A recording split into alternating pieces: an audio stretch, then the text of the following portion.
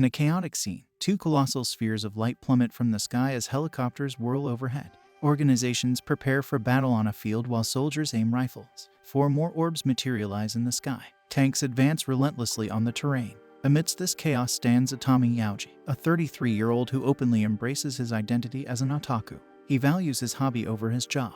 On a Saturday morning at 11:30, Yaoji rides the metro lost in imagination. He envisions himself as a hero confronting monsters, but his energy drains and he's paralyzed. The train halts, and at 11:40, an ethereal gateway appears on a signboard. An announcement hints at a grand event. Yaoji collides with a pillar, and a bystander inquires about his well-being, noticing his doujinshi exhibit sticker. At 11:50, a stone portal emerges, and a dragon appears. Orcs and a medieval army attack, endangering the exhibit. Amid the chaos, Yaoji intervenes, slaying an assailant. The self-defense forces deploy, overpowering enemy forces. Yaoji helps a little girl, gaining recognition as a hero. Promoted to second lieutenant, Yaoji remains focused on his hobby. He gets combat uniforms, limited by budget constraints. Prime Minister Haojo proposes sending a force through the portal. At the ceremony, tanks advance through the gate, unveiling a world linked to another dimension. Lieutenant Yaoji faces a new chapter in history. In the heart of the Imperial capital, Marquess Casel experiences profound embarrassment while addressing His Majesty. The Empire has lost 60% of its military force, and Emperor Molt advises considering the emotional impact. The Empire rallies in unity during adversity. Emperor Molt refrains from assigning blame for recent setbacks. In 2 days, the dispatched army is vanquished. An enemy seeks to establish a foothold on their side of the gate. Strategic efforts fail against unprecedented sorcery attacks. A debate unfolds in the court about launching another attack. Emperor Molt intervenes, commanding allies to defend their continent. His announcement is met with applause. Marquess Casel forewarns of a bloodbath, but Emperor Molt remains determined. Durin, on another front, receives news of enemy scouts. The Imperial army confronts the enemy at Arnis Hill, while the Allied army marches forward. The Allied armies fall victim to a devastating bombardment, losing the 3 kings. As desperation sets in, King Durin opposes retreat. He confides in his minister and realizes his mortality. The army's night raid fails due to self-defense forces' intervention. Durin falls amidst the massacre, with corpses and vultures filling the battlefield. Emperor Molt learns of the results and plans to use poison. His daughter, Pina Colada, arrives, and they discuss the crisis. Molt justifies his caution and reveals the United States' intention to send an army through the gate. The self-defense force investigates, entrusting Yaoji and his team. At Kota village, they engage locals and study a map. They witness a distant dragon and encounter a lone survivor with crucial information among charred remains. After the village is ravaged by the dragon's flames, the team rescues a female elf survivor, guiding her back to Kota village during their return journey. They decide to abandon the village due to the dragon's menace. In another part of the realm, the House of Wizard Kato faces a similar predicament. Gathering tomes before their departure is impeded by a cart malfunction. Lele witnesses self-defense force soldiers aiding a little girl during a delay caused by a malfunctioned cart. An attack is repelled, and they inquire about royals or nobles, learning none return from Arnis Hill. A gang of bandits targets Kota village as its inhabitants evacuate. Rory Mercury, Death God Rory, obliterates the gang. She's an apostle of the dark god Amali and wears the Amali Shrine Oracle uniform. The self-defense force assists Kota villagers in relocation, aiding the elf girl's recovery. Yaoji decides to burn a broken cart to move forward. They meet Rory Mercury, who rides with them. Rory joins Yaoji on his lap, and they're attacked by a fire dragon.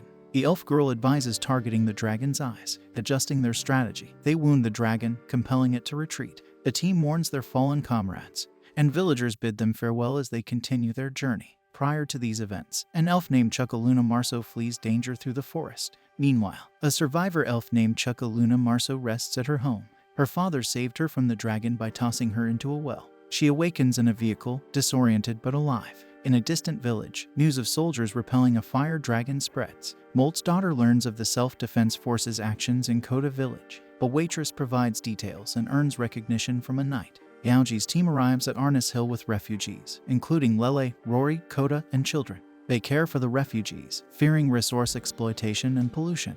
They build houses, provide food, and establish baths. In the real world, President Chudong questions the gate's opening in Japan, aiming for friendly relations and population transfer. News outlets discuss casualties attributed to monsters. Back in the special region, baths offer Rory, Lele, and Chukka a novel experience. Lele studies the language and culture, discovering a world beyond the gate. King Durin, gravely wounded, encounters Pina, who uncovers a grim truth. The Imperial army was defeated long before the Allies engaged. Molt used enemies to eliminate potential threats. Durin urges Pina to seek answers in Arnis. Concerns arise about Chukka's behavior. She orders food for two and men's clothes. Lele and Chukka discuss their future, planning to gather dragon scales for profit.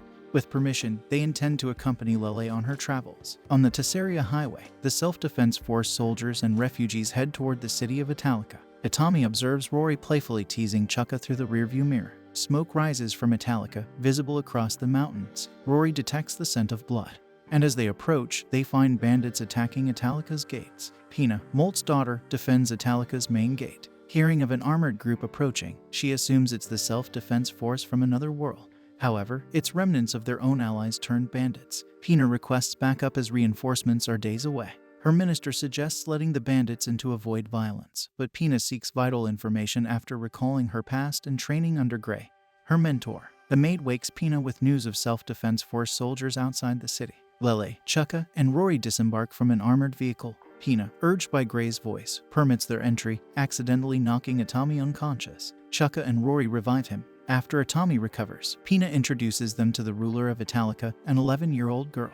They offer help and agree to stay the night. Assigned to the vulnerable gate, suspicions arise, but they accept the task. Night falls, and the enemy assaults the gate with burning arrows. Bandits breach the gate with a spirit wielder among them. Civilians charge the invaders, while Itami and Rory focus on the east gate, taking action against the threat. Amid the chaos, Alpha choppers race through the sky in response to Pina's plea for help.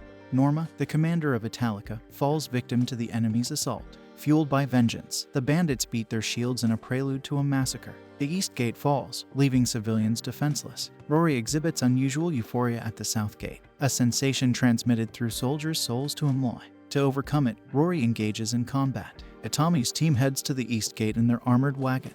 The choppers arrive as Rite of the Valkyries plays, unleashing gunfire and explosives upon the enemy. Rory and Kuryabashi overpower adversaries at the east gate. Itami's team joins, with Rory claiming the enemy leader's life. They retreat for the choppers' strike on the east gate, annihilating enemies in minutes. Pina watches in awe as the choppers bring destruction. With dawn, she realizes her fragility. Soldiers aid survivors, but a mishap between Itami and Rory leads to a punch. Pina confides in Gray, admitting victory belongs to the self-defense force and Rory. She's suspicious, fearing their occupation of Italica. Negotiations begin, involving compensation and safety for a delegation. Choppers depart with prisoners. Lele and Chukka sell dragon scales, earning denarii and information. They return to Arnis Hill and meet knights who take Itami hostage upon learning their origin. After the encounter with the knights, Itami is battered and bruised, angering Pina. Gray advises against a simple apology due to potential consequences. Kuryabashi uncovers Itami's ranger background and prowess, acknowledged by Rory and Chukka. Chukka's spirit power incapacitates gate guards for the self-defense force's entrance. The next day, cat-like maids attend to Itami. Princess Pina orders his care, punishing the offending knights. Unauthorized gate activity aids Itami's companions' entry, impressing them with the lavish treatment. Pina reprimands knights, citing self-defense force's power. Itami's friends bond with maids. The House of Palestia's second daughter slaps Itami, incensed by his indifference. Self-defense force prepares to leave, and Pina offers breakfast. They head to Japan's Senate, fearing retaliation. Pina joins them to Arnis to apologize for the treaty breach. Pina learns about self-defense forces technology and meets Lieutenant General Hameza, leading to a perturbing conversation. Itami proposes traveling to the gate's other side with Chukka, Rory, and Kato. Pina and her friend join the journey the following day. The group is stunned by the shocking appearance of Itami's ex-wife, Risa, a manga writer. Itami admits not fully trusting anyone, even Kamakoto. As they settle for the night, Itami's friend questions Risa about their divorce and their unique relationship that seems better as friends. Pina and her companion become engrossed in Risa's manga. Risa, Rory, Lele, and Chukka shop with Itami the next day. Tamita guides them to a library at Bose's friend's request. Itami meets Defense Minister Kanuteru, discussing matters and presenting manga from a sale. After shopping, they head to Hakone Mountain Spring. Soldiers observe through cameras, guarding discreetly. A soldier's heart races seeing Rory undress. Rory and others enjoy the hot spring as masked soldiers approach. Conversations flow in the spring. Risa explains her divorce, and enemies fall elsewhere. In Japan, the Prime Minister faces corruption scandals and a call from the U.S. President. The U.S. wants to invite the guests. The Prime Minister informs the Defense Minister, who takes charge as the PM steps down. At night, Itami awakens to his companions asleep and intoxicated. Rory, unable to sleep due to commotion, playfully tries to seduce Itami. Enemies attack, and Japanese soldiers cease guarding. Amid chaos, Rory's drunken attempts at seduction continue. As Rory's seduction attempt continues, Itami's cell phone rings, disrupting the scene. The defense minister texts Itami about U.S. soldiers approaching the bath. 3 groups of soldiers converge in a tense standoff, but Rory intervenes, causing chaos that results in unintended deaths. The mission fails, and the defense minister learns only Subject Black remains. Sensing danger, Itami urges a quick departure before authorities arrive. They spot an enemy van, which Lele incapacitates. Hina questions Itami's motives, demanding the truth about their situation. At gunpoint, Itami explains their predicament, frustrating Pina about their shifting locations and attacks despite their peaceful intentions. The anger of the U.S. president focuses on Agent Graham for the mission's failure. The group stops at a gas station, where Risa asks Itami about his preferences among the women. She creates a diversion with a fake schedule to elude pursuers. The next day, Japan's prime minister resigns, causing unrest. Agent Graham and his team plan to abduct Itami's group. Stuck in traffic, they walk among a crowd outside. Rory draws attention, and the group disembarks the van, leaving Risa behind. Walking on foot, they remain vigilant, encountering Nanami, who requests an interview. They decline. Agent Kamikato meets Graham, discussing the resolved Hakone situation and advising caution. Despite agents' deaths, Kamikato leaves, perplexing Graham. Back in the US, the Sia's arrest shocks the president.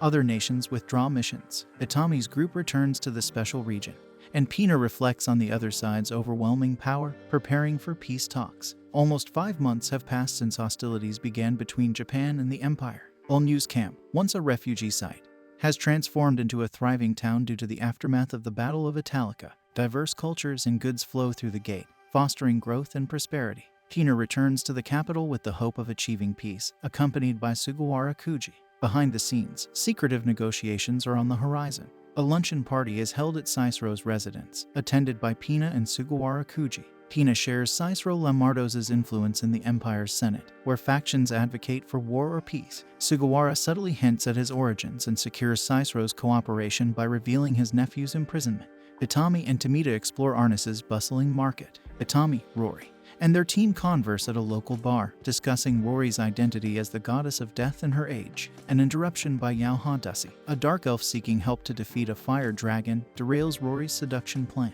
Yao offers an adamantite diamond as a reward. Yao Hadasi, haunted by memories of her village's destruction by the fire dragon, awakens to jet fighter roars. Itami and his group continue their work, loading cargo onto a chopper amidst the world's turmoil. Several months ago, a catastrophic fire dragon attack destroyed the Schwartz village, killing 220 dark elves. Among the survivors, Yao Hadasi is chosen by village elders to seek help from the self-defense force. She's recognized as wise and skilled with a blade, holding her clan's fate in her hands. With a precious diamond as a reward, she embarks on a mission to find the soldiers, struggling to communicate due to language barriers. Yao overhears a conversation in a store and approaches the cashier, seeking help. However, self-defense force soldiers mistakenly identify her as a mugger and request her cooperation. Lele assists in interpreting for Yao, learning about her village's plight and plea for help against the fire dragon. Despite the commander's desire to assist, crossing Empire borders without proper authorization risks war. Yao's hopes are crushed, and she leaves the meeting disheartened. Itami meets Pina in the forest, giving her a manga as requested. Lele and Yao find themselves at a hotel, where Lele offers comfort. The self-defense force commanders express willingness to help, but higher authorities' orders limit them. Lele suggests Yao can stay at the camp. While departing, Itami and Pina share a commitment to peace between the Empire and Japan. Itami returns to Arnis, while Pina receives a manga depicting Itami as Japan's savior against foreign invasion.